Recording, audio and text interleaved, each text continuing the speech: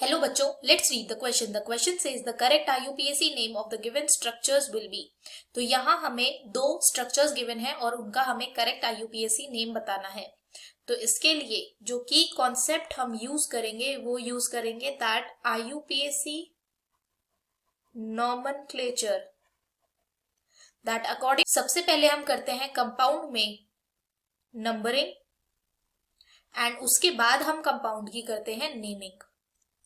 तो अब जो हमें यहाँ कंपाउंड्स गिवन है उसकी अगर हम नंबरिंग करें तो फर्स्ट कंपाउंड है CH3C double bond O CH2 CH2 CH2 COOH.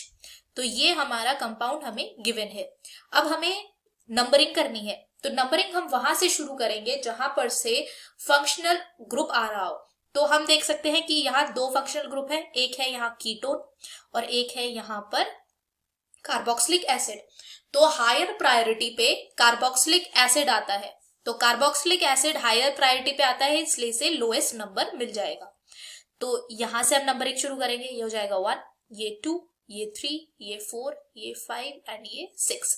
तो ये हो गई हमारी नंबरिंग इस कंपाउंड के लिए. जब हमने इसमें नंबरिंग कर दी है तो यहां पर अब हम इसका नेमिंग करेंगे. जो मेन फंक्शनल ग्रुप है वो है कार्बोक्सिलिक एसिड. तो ये जो कीटोन है ये एक सब्स्टिट्यूएंट की तरह बिहेव करेगा और सब्स्टिट्यूएंट की तरह जब कीटोन बिहेव करता है तो उसके लिए हम ऑक्सो प्रीफिक्स का यूज करते हैं. तो हम देख सकते हैं कि यहाँ 5th कार्बन पर कीटोन है तो हम लिखेंगे 5 ऑक्सो. अब ये 6 कार्बन की चेन है तो इसलिए लिखेंगे हेक्सेन. क्योंकि ये एल्केन था इसलिए यहाँ पर पे एन आया है. अब यहाँ पर कार्बोक्सिलिक एसिड फंक्शनल ग्रुप है और कार्बोक्सिलिक एसिड जो फंक्शनल ग्रुप होता है उसके लिए हम सफिक्स लिखते हैं ओइक एसिड. तो यहाँ हम लिखेंगे ओइक एसिड.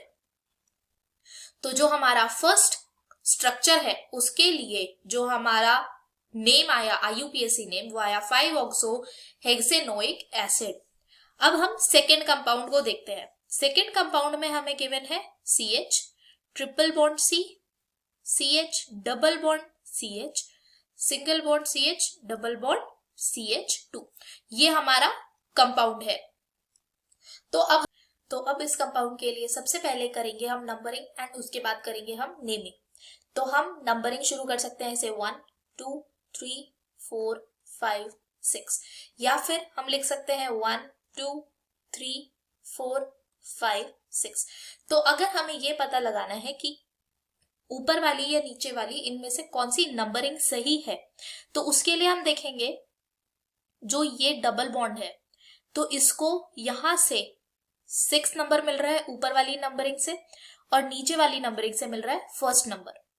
अब ऊपर वाली नंबरिंग से अगर हम देखें तो यहाँ इस डबल बॉन्ड को मिल रहा है 4th नंबर और यहाँ मिल रहा है 3rd नंबर. और अगर इस ट्रिपल बॉन्ड को देखें तो यहां से मिल रहा है इसे 2nd नंबर और इसे मिल रहा है यहाँ 5th नंबर. तो हम देख सकते हैं कि दो डबल बॉन्ड को नीचे वाली नंबरिंग के अकॉर्डिंग लोएस्ट नंबर प्रोवाइड हो रहा है. तो जो हमारी करेक्ट नंबरिंग हो जाएगी वो जाएगी नीचे वाली. तो अब हम इसी नंबरिंग को यहाँ पर प्रॉपरली लिख लेते हैं और इसके अकॉर्डिंग हम करेंगे अपनी नेमिंग.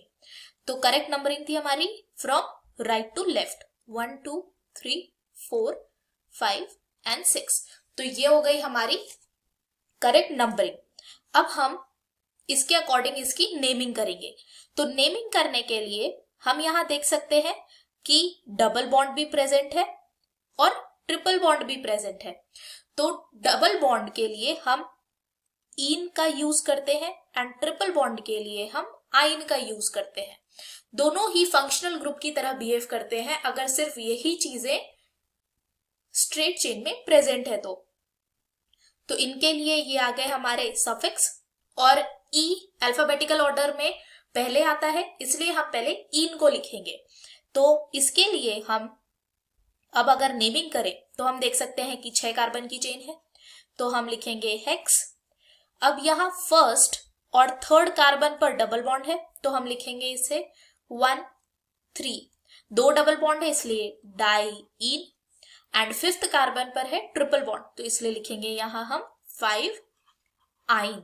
तो जो हमारा सेकेंड कंपाउंड है या सेकेंड स्ट्रक्चर है उसके लिए जो हमारी IUPAC नेमिंग हो जाएगी वो हो जाएगी हेक्सा 1,3 डाइईन 5 आइन। तो अब हम मैच करें कि किसमें करेक्ट गिवन है, तो ये गिवन है सेकेंड बी ऑप्शन में, बिकॉज फर्स्ट स्ट्रक्चर का नाम हमने कैलकुलेट किया, हमने देखा था यहाँ 5 ऑक्सो हेक्सेनोइक एसिड, और सेकेंड स्ट्रक्चर का हमने नाम देखा था हेक्सा 1,3 डाइईन 5 आइन। तो सेकेंड ऑप्शन हमारा करेक्ट ऑप्शन है।